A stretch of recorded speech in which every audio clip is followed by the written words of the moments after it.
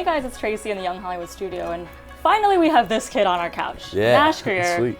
I feel like I've been waiting my whole life for this moment. It's sweet, me too. Thank you all for coming out on this beautiful afternoon. Please welcome your Peoria Owls, Austin York, left fielder Frankie Payton, and center fielder Jack Sanders. Firstly, not only King of Vine, but now you are a movie star. Just no big deal. No big deal, right? I guess not.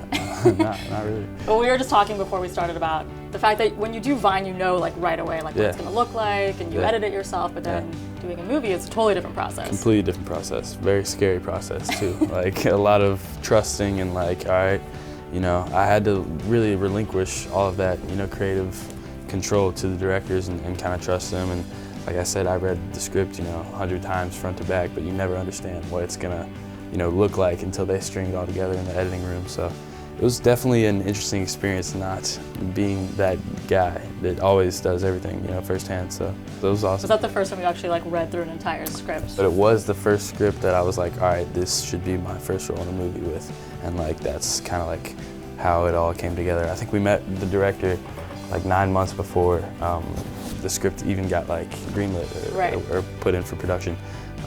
And it was like 60 pages. We read it through and we were like, wow, this could be like really cool. You should develop this more. And the guy like Michael, who was one of the directors, interviewed us and told us about his life, and he just kind of mixed in like all these like real experiences, and it just turned out to be like 100-something pages of like just pure beauty, and I loved it. So I was like, all right, let's do it. And it turned out great. I loved it. If you haven't seen it yet, it's amazing. It just came out. And it's not just a baseball movie, which you would think it's going to be something like those classic baseball films, but it's really which are great. I love The Sandlot. I love all those movies. I was going to say, what's your favorite? Yeah, I think The Sandlot is my favorite baseball movie. I like Angels in the Outfield too. That one's great. Did you like watch all those again? Yeah. I mean, I played baseball for like 6 or 7 years growing up, and I wanted to make everything look like everyone was actually playing on a baseball team. So like I made sure Cam and Joey and everyone were in the batting cages, and we were working on form and throwing and doing our lines, you know, every day before rehearsals. And then when rehearsals came, it just got even more serious. So it was fun, you know, just getting back on the field and getting to, you know, play around, because like that's what I grew up doing. So this was a simple thing for you. Yeah. Right? I mean, it wasn't. So you played. Yeah. I played baseball a bunch, and then other than the baseball side, it was about, all right, how do I create a backstory for this character enough to where like I can really like get into character and like immerse myself and become another person, and like just, you know, live as Jack Sanders or whatever, and that way I don't have to like try so hard to act and be another person. I can just react as like Jack Sanders. Like, what would Jack Sanders do in this situation? And like that's how I would think on set. It made it super easy. So.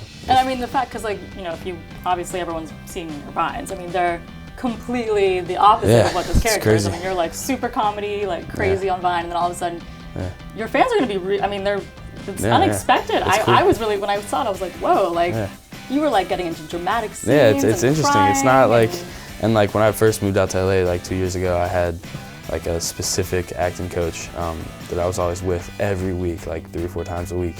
And she would always tell me like, you're not gonna end up doing the comedy stuff, like you're just not. And I was like, well, I mean, that's what I do. Like I just make these short videos on YouTube. Really? She actually? No, yeah, but no, she was telling me, and she was like, I think that like acting wise, like I personally feel like you do better in more serious roles. And like I, at the time, didn't know how to take that. I didn't know if she was trying to bag on me or anything. I was just like, all right, well, what is this?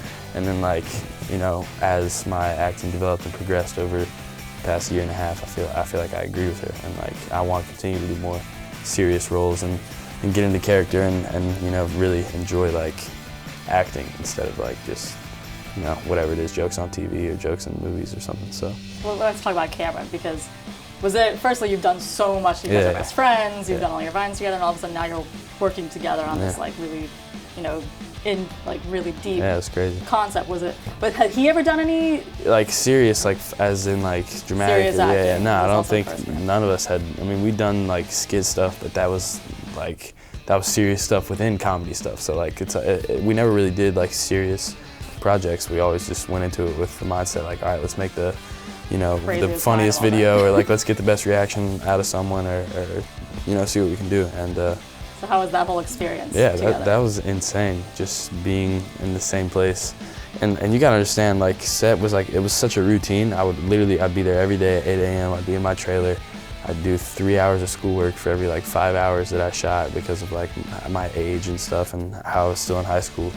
And like, it just ended up like working out in a way where like every day was so routine that like Cam and I would go on set, we'd shoot our scenes, we'd do our stuff, and like, because there was 2 directors, we would, you know, talk a lot back and forth after a shot and get feedback from 2 people and then take it all in and then go and shoot the scene again. And like, it was a lot of work, and like, even if I had like 10 or 15 minutes of free time, they'd be like, all right, let's get him in school so he can, you know, get his time done so that we can keep shooting today. And like, it was just such a rush of, you know, it was just hectic, but it was fun, it was awesome.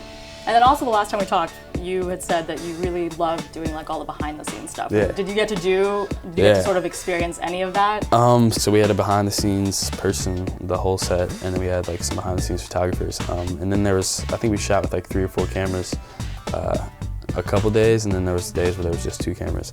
But they were like big cameras, so they were like this one. But I would play to them before and after the scenes for like bloopers and stuff, which I'm still trying to get because I want everyone to see the bloopers. Oh, those bloopers. The bloopers have to make a vibe. They've got to be like a whole They're gonna be like compilation of vibes. 30 minutes long, I swear, because like there was just so much fun stuff that happened on camera, and like I would just mess with everyone, the director. Like, it doesn't matter how serious the scene was, like I would just do some funny stuff on camera.